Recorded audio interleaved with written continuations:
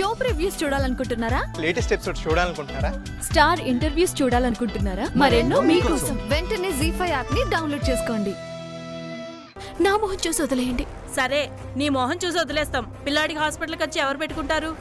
నేనిస్తాను, డబ్బు నేనిస్తాను. ప్లీజ్ ఇప్పుడే వస్తాను.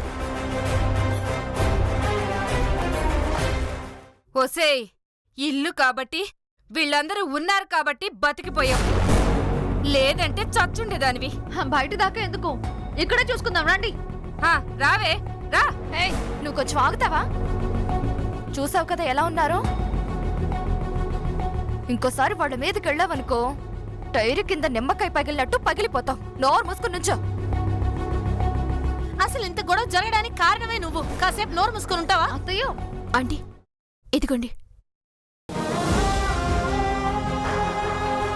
మంచి హాస్పిటల్లో ట్రీట్మెంట్ చేయించండి.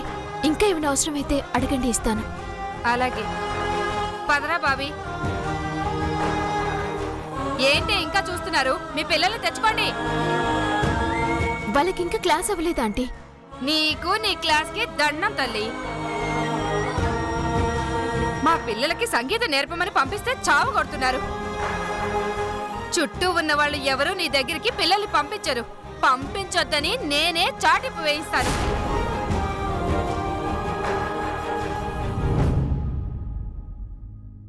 మీరు రావట్లేదని ఇక్కడ ఎవరూ ఏడవట్లేదులే, తీసుకెళ్ళండి.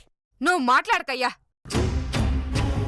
మీ ఆవిడ మొహం చూసి వదిలేస్తున్నాను, లేదంటేనా? Please aunty, గొడవలొద్దు. హే, తీసుకురండి. రామ్మా. రండి.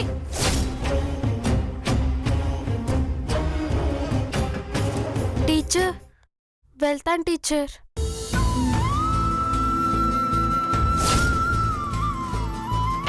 పోనీలే, వీళ్ళని జైల్లో పెట్టించలేకపోయినా ఈ సంగీత పాఠాల మీద దెబ్బ కొట్టాను. పద్మావతి కడుపు మీద దెబ్బ పడినట్టే.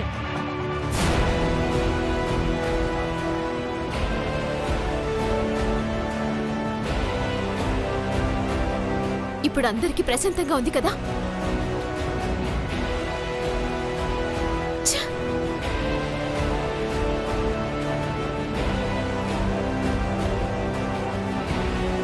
శ్రీనివాసం, తప్పు చేసావురా, నాకు నచ్చలేదు.